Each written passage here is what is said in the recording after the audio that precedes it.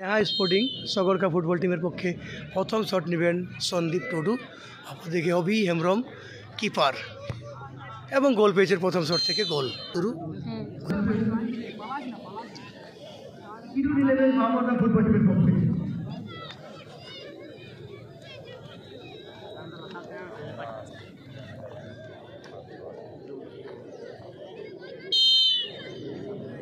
रामदास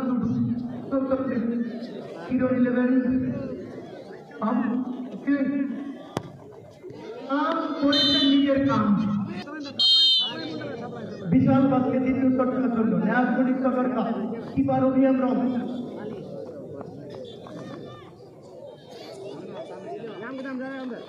বিশাল গোল পেয়েছে সেখানে 2-2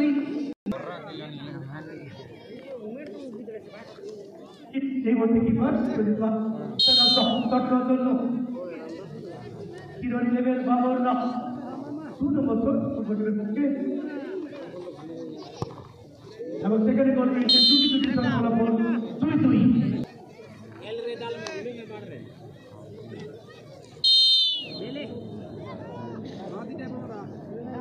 কিপার কিন্তু দেখতে পাচ্ছি পৌরমাস্টার মাঝি এবং গোল সেখানে চাবি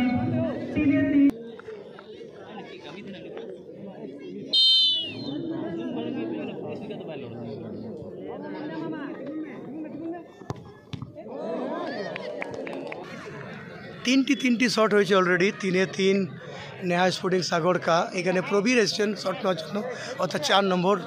শট এখানে 3-3 আছে নেহা স্পোর্টিং অপরদিকে 3-2 কিরণ 11 বামররা এদিকে প্রবীর সরেন দেখা যাক কি করে 4 নম্বর শট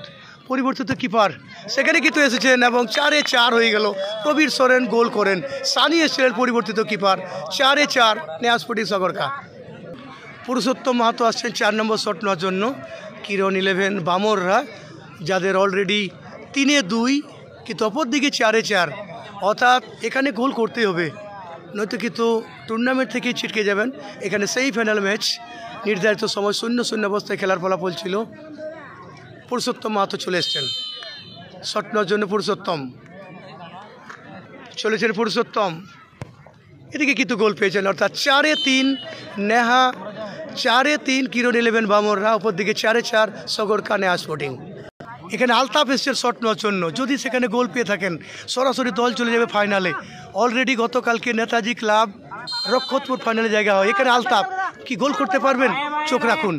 এবং সেখানে গোল এবং সঙ্গে সঙ্গে দল চলে গেল ফাইনালে অর্থাৎ এখানে 5-3 জয়লাভ করে দল চলে গেল ফাইনালে অর্থাৎ দ্বিতীয় দল হিসেবে নেহা স্পোর্টিং সগরকা সেখানে কিন্তু ফাইনালে জায়গা হয়।